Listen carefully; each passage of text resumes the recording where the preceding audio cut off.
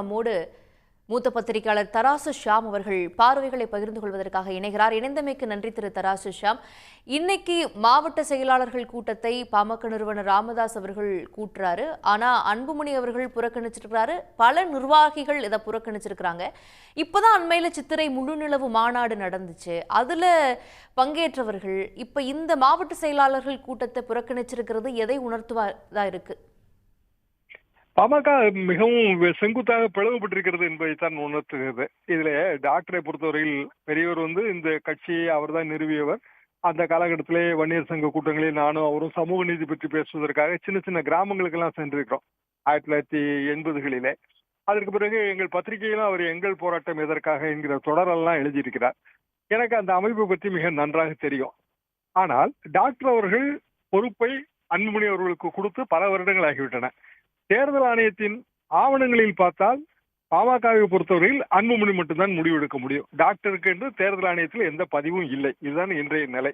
அதாவது சட்டப்படி டாக்டர் அன்புமணி அவர்கள் தான் பாமகவின் தலைவர். அதுபோக அவரால் நியமிக்கப்பட்டவர்கள் பட்டியல் இதுதான் தேர்தல் ஆணையத்தில் இருக்கிறது. அப்படியான சூழ்நிலையில் மாவட்ட செயலாளர்கள் மாவட்ட தலைவர்கள் கூட்டத்தை டாக்டர் அவர்கள் கூட்ட முடியாது. சட்டப்படி அப்படி கூட்டக்கூடிய ஒரு வாய்ப்பு அவரிடம் இல்லை. அவர் கட்சியின் நிறுவனர், பெரியவர், அவருக்கான மரியாதை இருக்கும். அவர் சொல்வது வன்னியர்கள் மத்தியிலே வேத வாக்காக இருக்கலாம். அது அந்த சித்திரை மாநாட்டிலே, சித்திரை முழு நிலவு அந்த மாநாட்டிலே அது பிரதிபலிக்கவில்லை. அவர் பெரிய அளவுக்கு பாராட்டெல்லாம் தெரிவிக்கவே இல்லை. அதற்கு பதிலாக கூட்டணி பற்றி முடிவெடுக்கிற உரிமை தன்னிடம் உள்ளதாகவும், அதே போல பணியாற்றாதவர்களை குறிப்பாக இந்த 4 எம்எல்ஏக்களை மனதில் வைத்துத்தான் அவர் அவ்வாறு கூறியதாக தெரிந்து கொண்டேன். அவர்கள் எல்லாம் சரியாக பணியாற்றவில்லை.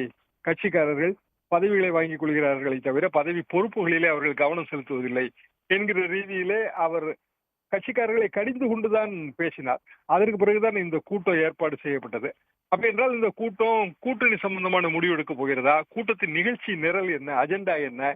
ஏனென்றால் மாவட்ட தலைவர்கள் மாவட்ட செயலாளர்கள் என்று பார்த்தால் கிட்டத்தட்ட 200 பேருக்கு மேல் வருவார்கள். கிட்டத்தட்ட 100 மாவட்டங்களுக்கு மேல் இருக்கிறது பாமகவிலே. தமிழ்நாடு தழுவிய அளவுக்கான செல்வாக்கு பாமகவுக்கு 1989 இன்று வரை இல்லை. ஒரு குறிப்பிட்ட பகுதியிலே செல்வாக்கு இருக்கிறது. 40-50 தொகுதிகளிலே அவர்களால் வெற்றி தோல்வியை நிர்ணயிக்கக்கூடிய அளவுக்கு பெரிய சக்தியாக இருக்கிறார்கள். டாக்டர் அவர்களே கூறியபடி 1996 4 எம்எல்ஏக்களை அவர்கள் வென்றார்கள். 4 எம்எல்ஏக்களை வெல்லும் போது இருந்த கூட்டணி என்பது வாழபாடி ராமமூர்த்தி அவர்களின் திவாரி காங்கிரஸ். அது ஒரு நேஷனல் பார்ட்டி. அந்த கூட்டணி தான். திமுக கூட்டணியில் இருந்தார்கள். அதற்கு ஒரு கொஞ்சம் கொஞ்சமாக பல கருத்து வேறுபாடுகள் பிரிந்து போனார்கள். 96 4 முனை போட்டியாக வந்தது. திமுக வென்றது. இதுதான் வரலாறு. இப்படியான சூழ்நிலையில் அதற்கு பிறகு எல்லா முடிவுகளும் கூட்டணி முடிவுகள் தான். இன்னும் சொல்லப்போனால் ஒரே ஒரு முறை அன்புமணியை முதல்வராக்குவோம் என்கிற கோஷத்தோடு தனித்து களங்கண்டது. அது பெரிய அளவுக்கு வெற்றி பெறவில்லை. ஆக இப்போது கூட்டணி பற்றிய முடிவு அது டாக்டர் ராமதாஸ் அவர்களின் முடிவு என்கிற நிலைமையில்தான் இது போவதாக நான் உணர்கிறேன். கூட்டணி பற்றிய முடிவெடுப்பதற்காக இந்த கூட்டம் நடத்தப்படுவதாக சொல்லப்பட்டிருந்தது. ஆனால் பெரும்பான்மையான நிர்வாகிகள் வரவில்லை என்பதை பொறுத்தே இது அன்புமணி அவர்களுடைய போக்கில் தான் இனி இந்த கட்சி எடுத்து செல்லப்படும் அப்படிங்கிறத புரிஞ்சுக்கலாமா? அன்புமணி அவர்கள் போக்கில் தான் எடுத்து செல்லப்படும். காரணம், சட்ட ரீதியாக இதுல பிரச்சனை வருவதாக இருந்தால், ஒரு எந்த கட்சியிலும் பிளவு ஏற்பட்டால் அந்த தீர்வை ஆரம்ப கட்டத்திலே தேர்தல் கமிஷனோ அதற்கு பிறகு நீதிமன்றங்களும் அது பற்றி தீர்ப்பு வழங்க முடியும். அப்படி என்றால் சட்டப்படியான பிரச்சனை என்று நாளைக்கு வந்தால் அந்த தாவாவிலே டாக்டர் அவர்களுக்கான வாய்ப்பு இல்லை, சட்ட வாய்ப்பு இல்லை. எனவே அவர் இப்போது இந்த கூட்டத்தை கூட்டுவது, கூட்டணி பற்றி அவர் எந்த முடிவு எடுத்தாலும் அதை கட்சி செயல்படுத்தாது என்றுதானே பொருள். நாடாளுமன்ற தேர்தல் காலத்துல கூட்டணி முடிவெடுக்கக்கூடிய அந்த சூழல்ல உருவான மனக்கசப்புன்னு புரிஞ்சுக்கலாமா? ஏன்னா அப்ப இருவருக்கும் இருவேறு மாதிரியான கூட்டணி அமைக்க வேண்டும் என்கின்ற எண்ணங்கள் இருந்துச்சு. அதனால இரவெல்லாம் மாற்றி மாற்றி பேசப்பட்ட விஷயங்கள் எல்லாம் நம்ம பார்த்தோம். காட்சிகள் மாறின விஷயங்கள் எல்லாம் பார்த்தோம். அங்கு தொடங்கிய அந்த விரிசல் தான் இதுவரைக்கும் பெரிய பிளவாக மாறி இருக்கு அப்படின்னு புரிஞ்சுக்கிறதா? வேற ஏதேனும் கோணங்கள் இருக்கா? நீங்கள் சொல்வது சரிதான். அப்படித்தான் புரிந்து கொள்ள முடியும். பாட்டாளி மக்கள் கட்சியிலே ஒரு தலைமுறை மோதல் இருக்கிறது. அதாவது 1989 கட்சி துவங்கப்பட்டு 96 வரைக்கும் அவர்கள் தனியாகத்தான் களமாடி கொண்டிருந்தார்கள். 98 அதிமுக கூட்டணி. 99 மீண்டும் திமுக கூட்டணி. அதற்கு பிறகு மாற்றி மாற்றி கூட்டணி ஒரே ஒரு முறையை தவிர அது 2016 அவர்கள் தனியாக களம் கண்டார்கள். இப்படியான ஒரு சூழ்நிலையில் ஒரு காலகட்டத்திலே டாக்டர் அவர்கள் சொல்வது வேதவாக்காக இருந்தது. அதற்கு பிறகு ஒரு பொறுப்புகளை அடுத்த தலைமுறைக்கு மாற்றி கொடுத்து விட்டார். அந்த தலைமுறை தனக்கு வேண்டியவர்கள் அல்லது தங்கள் விருப்பப்படி பணியாற்றுபவர்கள் இப்படிதானே கட்சிகள் இருக்கும். அரசியல் கட்சிகள் அப்படிதான் இயங்க முடியும். நம்பிக்கை உரியவர்களை அடுத்த இடத்தில் வைப்பது என்பதுதான் இயல்பான ஒரு விஷயம். அப்படி அன்புமணி அவர்கள் பல வருடங்களாக அந்த கட்சியிலே பொறுப்பிலே இருக்கிறார். இன்னும் சொல்ல போனால் இன்றைய தேதிக்கு அன்புமணி அவர்கள் அவரது வயதுதான் சுற்றுப்பயணங்களுக்கும் பொதுக்கூட்டங்களுக்கும் ஏற்ற வயதாக இருக்கிறது. அவர் மட்டுமல்ல, அவரது துணைவியார், அவரது மகள்கள், 3 மகள்கள் அனைவருமே கட்சி பணிகளிலே இருக்கிறார்கள். டாக்டரின் குடும்பத்தை சேர்ந்த மற்றவர்களும் கட்சி பணிகளிலே இருக்கிறார்கள். இப்படியான ஒரு சூழ்நிலையில் கூட்டணி சம்பந்தமான முடிவு என்று வந்தால் அது டாக்டர் அவர்கள் மட்டும் எடுக்கிற முடிவை கட்சி எப்படி அதை செயல்படுத்த முடியும்? காரணம், ஒவ்வொரு தொகுதியிலும் வெவ்வேறு மாதிரியான உணர்வுகள் இருக்கும். அவரவர்கள் வெற்றிக்காகத்தான் ஒரு கூட்டணி அமைய வேண்டும் என்று எதிர்பார்ப்பார்கள். தொகுதிக்கு தொகுதி அது மாறுபடும்.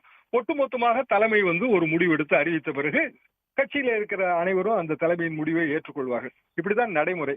டாக்டர் இப்போது அவர் கிட்டத்தட்ட 87 வயது. 87 வயதிலே மீண்டும் பழைய போராட்ட நிலைமைக்கு போக வேண்டும் என்று நினைப்பது இன்றைய சூழலுக்கு பொருத்தமாக தெரியவில்லை. இப்போ ஒரு பக்கம் நிர்வாகிகள் யாரும் வரவும் இல்லை. கட்சி தேர்தல் ஆணைய ஆவணப்படி அன்புமணி அவர்களிடம்தான் கட்சியினுடைய பொறுப்புகள் இருக்கிறத நம்ம பார்க்கிறோம். அப்படி இருந்தும் இப்போ முழுநிலவு மாநாட்டில் அவர் பேசிய விஷயங்கள் நிறைய பேர்த்த அதிருப்திக்கு உள்ளாக்கியது அப்படிங்கிறத நம்ம பார்க்க முடியும். நடக்காது தம்பி, நடக்காது கண்ணா அப்படின்லாம் சொல்லிட்டு முடியலன்னா ரியல் எஸ்டேட் பார்க்க போங்க அப்படிங்கிற வகையிலலாம் அவர் பேசுறாரு. என்ன நினைச்சிட்டு அவர் இப்படி நடக்கிறாரு? இது அடுத்து கட்சியில் அவருக்கு என்ன மாதிரியான ஒரு ஒரு எதிர்காலத்தை கொண்டுட்டு போகும்? உண்மையில் சொல்ல போனால் பாமகவின் எதிர்காலம் என்பது நிச்சயமாக அடுத்த தலைமுறையின் கையில் தான் இருக்க முடியும். அந்த அடுத்த தலைமுறை என்பது டாக்டர் அன்புமணி மற்றும் அவருக்கு கீழே இருப்பவர்கள். மூத்த தலைமுறை என்பது கிட்டத்தட்ட 80 வயதுக்கு மேல் இருப்பதுதான். டாக்டர் அவர்களுக்கு மிகுந்த மரியாதை இருக்கிறது அந்த சமூகத்திலே. அதுல மாற்று கருத்தே கிடையாது. சமுதாயத்தின் எழுச்சிக்காக பாடுபட்டவர் அவர்தான். அதிலும் மாற்று கருத்து கிடையாது. ஆனால் அரசியலுக்கு ஏற்ற வயது இருக்கிறதா? பல இயக்கங்களை நீங்கள் பார்க்கலாம். ஒரு 80 வயதுக்கு மேல் அவர்களால் தினந்தோறும் களமாடுகிற அரசியலிலே அவர்கள் ஈடுபட முடியாது. அதுதான் இயற்கை. டாக்டர் அவர்கள் அதை புரிந்து கொள்ளவில்லை. இன்னமும் தன் கட்சி தன் கட்டுப்பாட்டில் இருக்க வேண்டும் என்று நினைக்கிறார். நீங்கள் சரியாக சொன்னபடி கடலில் தூக்கி எறிந்து விடுவேன், நீங்கள் ரியல் எஸ்டேட் பார்க்க போகலாம், இப்படி எல்லாம் அன்றைக்கு அவர் பேசியது அது மாநாட்டுக்கு வந்திருந்தவர்கள் மத்தியிலே ஒரு தளர்ச்சியை தான் உருவாக்கியது. எந்த ஒரு மாநாடாக இருந்தாலும் கலந்து கொள்பவர்கள் எழுச்சியாக உணர வேண்டும். மாநாட்டின் சங்கதிகளை, மாநாட்டில் சொல்லப்பட்ட செய்திகளை தங்கள் பகுதிகளுக்கு எடுத்து சென்று அவர்கள் தங்கள் ஆதரவாளர்களிடம் அதை பற்றி எல்லாம் பேசி மாநாட்டு பற்றிய எழுச்சியை பிற இடங்களிலே உருவாக்க வேண்டும். மாநாட்டுக்கு 1 லட்சம் பேர் வந்திருந்தால் அவர்கள் இவ்வாறு செய்திகளை கூறுவதன் மூலமாக 1 கோடி பேரை அவர்கள் ரீச் செய்ய வேண்டும். இதுதான் மாநாட்டின் நோக்கமே, அதுதான். ஆனால் டாக்டர் அவர்கள் இவ்வாறு பேசியது மாநாட்டுக்கு வந்திருந்தவர்கள் மத்தியிலே கலக்கத்தை தான் உண்டு பண்ணியது. காரணம், கட்சி எந்த திசையில் போகிறது என்று தெரியவில்லை, இந்த கட்சியை நம்பி அரசியல் செய்தால் நமக்கு என்ன எதிர்காலம், இப்படியான ஒரு குழப்பங்கள் ஏற்பட்டு விடும். டாக்டர் அவர்கள் இந்த முயற்சி எடுத்தது அவ்வளவு தூரம் சரியானது அல்ல, ஆக்கப்பூர்வமானது அல்ல என்பதுதான் என் கருத்து.